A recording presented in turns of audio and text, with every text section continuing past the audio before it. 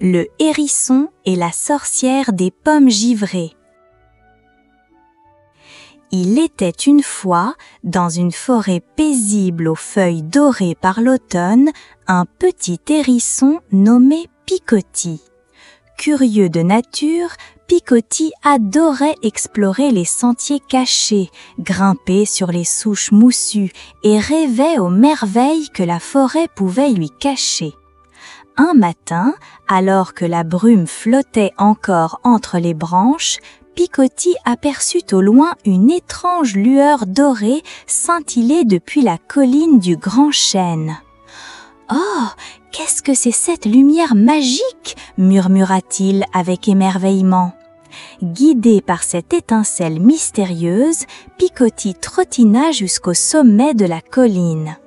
Là, il découvrit un pommier majestueux aux branches tordies comme de vieux doigts d'elfe. Ses pommes luisaient doucement, comme si des étoiles y étaient enfermées. Le hérisson n'en croyait pas ses yeux. « Elle brille comme le ciel de nuit !» s'écria-t-il avec des yeux pétillants. Il leva sa petite patte pour en cueillir une, mais à peine l'avait-il effleurée qu'un frisson glacial le parcourut. Les pommes étaient entièrement gelées, enfermées dans une couche de glace épaisse et brillante. « Brrr, elles sont si froides, mais pourquoi ?» demanda Picotti, le museau plissé d'inquiétude. Soudain, une voix grave et douce résonna derrière lui. C'était la vieille chouette Hulotte perchée sur une branche toute proche. Ses plumes argentées frémissaient sous le vent. « Ce pommier est enchanté, mon petit, » dit-elle, mystérieuse. « Ces pommes étoilées sont magiques, elles gardent la chaleur de l'été et l'offrent à la forêt pendant l'hiver. Mais quelqu'un les a gelées. » Picotti cligna des yeux. « Gelées? Mais pourquoi? Qui ferait une chose pareille ?» Hulotte soupira tristement. « La sorcière des pommes givrées. Jadis douce et joyeuse, elle s'est enfermée dans la glace après un hiver sans amitié. Elle a lancé un sort sur l'arbre pour que plus personne ne profite de ses bienfaits. Depuis, la forêt devient de plus en plus froide chaque année. » Le petit hérisson sentit une colère douce monter en lui. Pas une colère méchante, non, mais celle qui pousse à agir quand quelque chose est injuste. Ce n'est pas juste, la forêt a besoin de ses pommes. Et peut-être que cette sorcière a juste besoin de quelqu'un.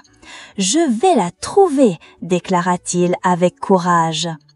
Hulotte cligna des yeux, surprise. Tu veux parler à la sorcière ? Personne ne s'est jamais aventuré dans les bois gelés pour elle. Tu es bien brave, petit Picotti, mais prends garde, la glace peut mordre. Je ferai attention, je te le promets, répondit Picotti avec un petit sourire déterminé. Avant de partir, il se blottit une dernière fois contre le tronc du pommier. Il sentait une chaleur très faible pulser sous l'écorce, comme si l'arbre lui-même attendait d'être réveillé. « Tiens bon, je reviendrai avec la chaleur. » Puis, le petit hérisson descendit la colline, son cœur brillant de courage. La forêt changeait déjà autour de lui. Plus il s'approchait de la lisière nord, plus l'air devenait froid, le sol craquait sous ses pattes et des cristaux de givre parsemaient les feuilles mortes. En chemin, il croisa un écureuil emmitouflé dans de la mousse. « Tu vas vers le nord, Picotti? Tu es fou, là-bas tout est gelé. » « Je dois libérer les pommes du pommier magique, la forêt a besoin de leur lumière. » L'écureuil baissa les yeux. « Tu es plus courageux que moi, bonne chance, ami hérisson. » Plus loin, un vieux blaireau lui offrit une écharpe faite d'écorce souple. « Pour que ton petit nez ne gèle pas, et aussi pour te rappeler que tu n'es pas seul. » Touché, Picotti murmura « Merci, je n'abandonnerai pas ». Au fil de sa route, le vent se fit plus mordant, les branches plus nues et le silence plus épais. Mais le petit hérisson avançait, guidé par la lumière qu'il avait vue dans les pommes étoilées et par le rêve qu'elle puisse à nouveau réchauffer la forêt. Le soleil déclinait et Picotti aperçut au loin un étrange éclat bleuté.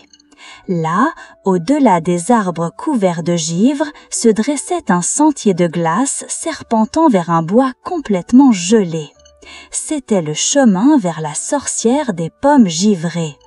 Il savait que son voyage ne faisait que commencer. Il resserra l'écharpe autour de son cou, inspira profondément et dit d'une voix pleine d'espoir « Je ne sais pas encore comment, mais je trouverai un moyen de la convaincre. Même la glace peut fondre si on lui offre un peu de chaleur. » Et il s'enfonça dans le silence glacé du bois, une étincelle d'espoir dans le cœur. Le vent soufflait comme un chant glacé entre les troncs figés de givre. Picotti avançait lentement sur le sentier de glace, les pattes engourdies, mais le cœur toujours aussi déterminé. Autour de lui, tout semblait figé dans le silence.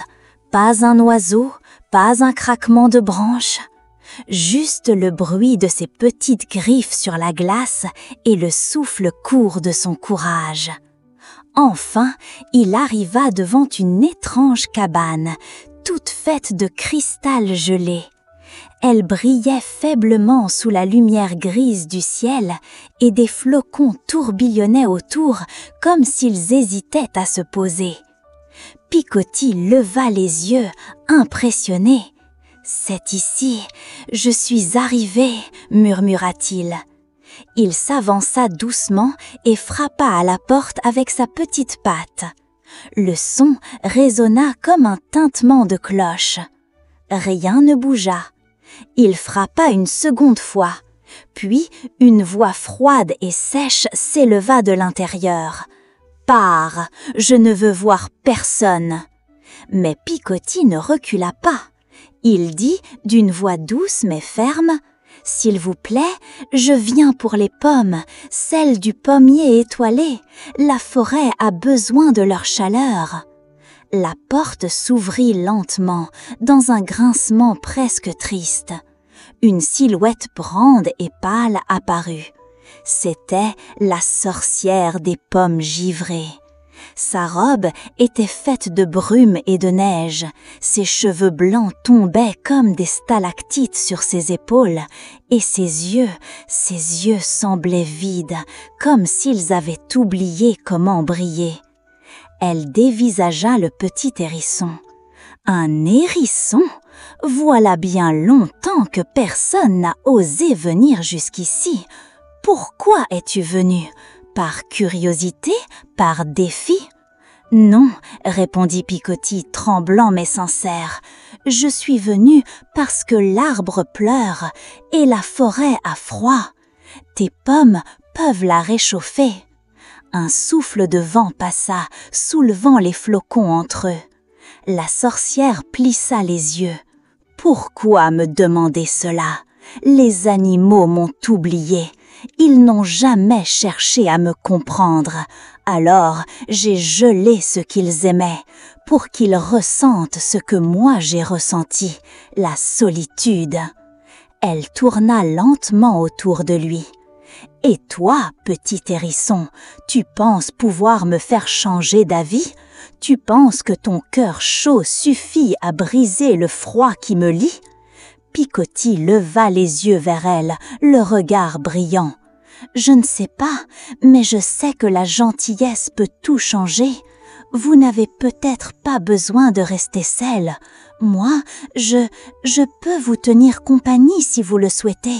Chaque hiver, je viendrai vous rendre visite si vous le permettez. On pourra parler, partager des histoires.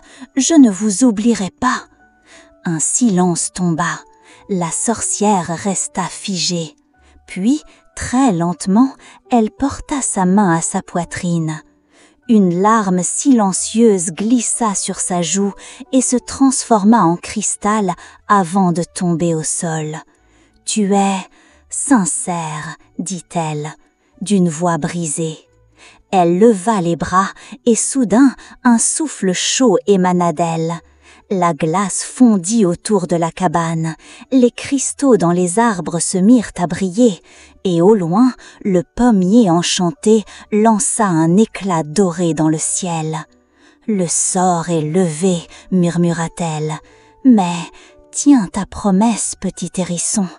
J'ai oublié depuis longtemps ce que c'était que d'avoir un ami. » Picotis s'approcha et toucha doucement le bout de sa robe givrée. « Je vous le promets. » De retour dans la forêt, les pommes avaient perdu leur givre. Elles brillaient de 1000 feux et réchauffaient l'air autour d'elles. Les animaux sortirent, émerveillés. L'hiver allait être doux. Et chaque année, quand le froid revenait, Picotis reprenait le chemin gelé, un panier de pommes étoilées sous le bras et un cœur toujours aussi chaud. Morale de l'histoire. Parfois, il suffit d'un cœur sincère pour faire fondre les plus froides des solitudes.